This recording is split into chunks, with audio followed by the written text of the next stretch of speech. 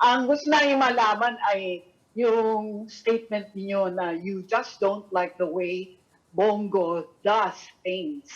Anong I have some ayaw more. niyo? What exactly are the things that you were referring to?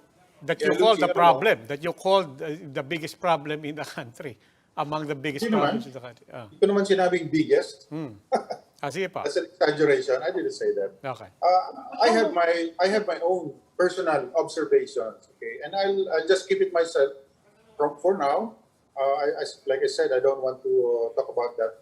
Meantime, we just assured each other that we will try to correct whatever it is that we need to correct. And really, I respect Senator Bongo also. But sabi ko, sir, you have to also respect my opinion on this. And yeah, sabi niya, hindi naman tayo perfecto. Meron din tayo mga depekto. And it could be that siguro, parehas naman yung intention namin to make sure that the president is able to do his thing. So si Senator Bongo at times parang siya na yung pinapaubayan ng presidente this matters involving the armed forces, parang ganyan. So that is my personal observation. I have basis for that, but like I said, okay na yun, nag-usap na kami. Maybe we can talk about that some other time. But only because you are both now presidential candidates and people want to know what's the difference between our candidates. Could you give us an example without us characterizing anything anymore? Just give us an example of differences, real differences that you have with Senator Bongo. Okay, magandang tanong yan. Doon na lang tayo. First of all, Robbie, I'm not a politician, you know. I am not a politician. I'm a soldier. So make no mistake, my love, my patriotism is there. My love for my country is there. Hindi to this is not a ambition na suddenly, akala mo isang gabi na lang nagising ako or isang umaga nagising ako, gusto kong tumakbo. No. Ang nakikita ko kasi ang problema, I think, yung political circus. Yung, alam mo, minsan nakikita ko, instead na sumulong tayo yung gobyerno, umaasenso. Grabe yung hilaan, hindi magkasundo. And sometimes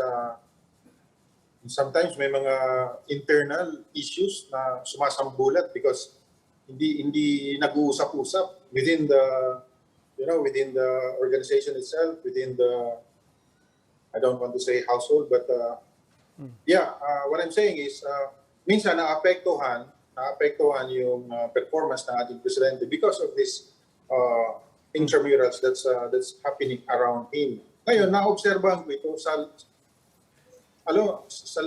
loob ng 38 years na kami na nagserbisyo ako, for instance, nagserbisyo sa ating armed forces. Ito na yung nakikita ko sa ating mga leaders. Palagi na lang ganito. Why? Kasi halos mga politiko talaga,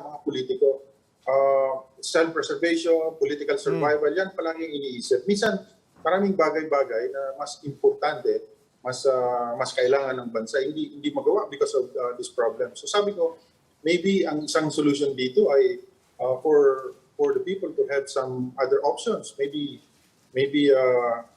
non-politicians be involved in this political exercise. General Parlade, I do want to take this moment to apologize because I do stand corrected. You did not say biggest problem.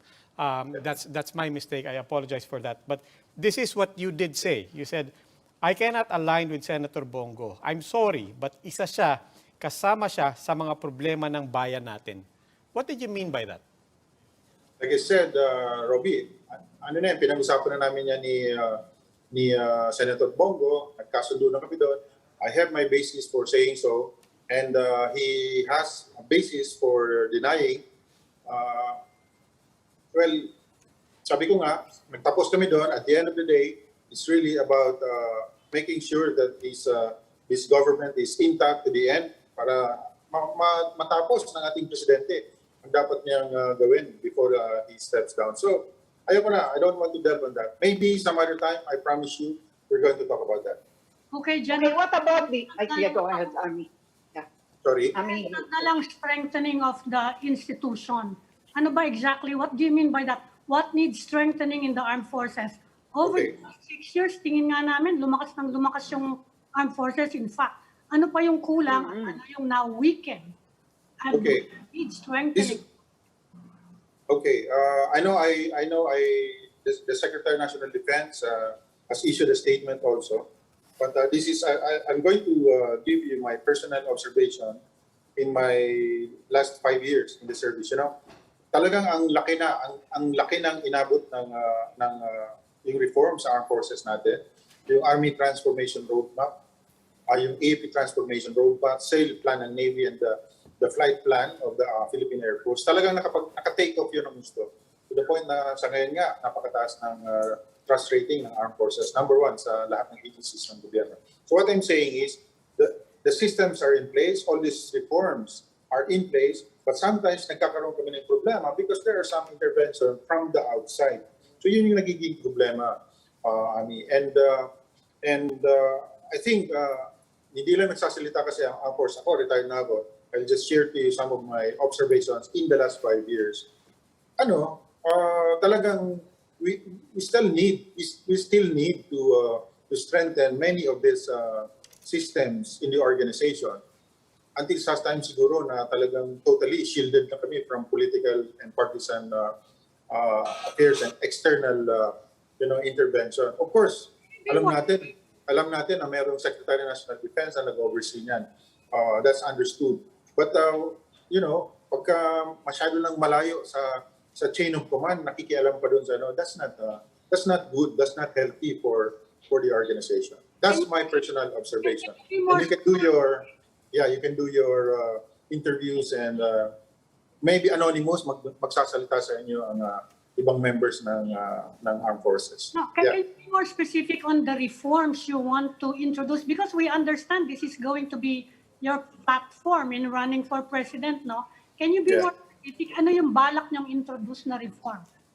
Yeah, for instance, yung mga procurement na yan, alam mo, minsan, ito na yung decision ng armed forces, suddenly magbabago. Why? Because meron mga intervention from outside, and suddenly, kung dumating because of the intervention, nagkakaproblema yung armed forces. Okay? Ang dami niyan. If you want to cite, maybe I can cite some, but Sige, yeah, ito, I'll tell you this, para pagbigyan ko lang kayo, but this is, wait, I think this has something to do with national security. I cannot. But I'm telling you, we've had problems, for instance, communications, service to service, we are having these problems because, again, hindi ma-perfect ng AFP ang sistema. First of all, di ba, may mga procurement committees yan, then may mga research kaming ginagawa, and then ito yung recommendation because this is what we need in order to continue with the previous platform that we've had. Suddenly, may darating ibang platform, tapos hindi magpangita yung kanilang mga communication systems. So those are just some of the examples. Yeah.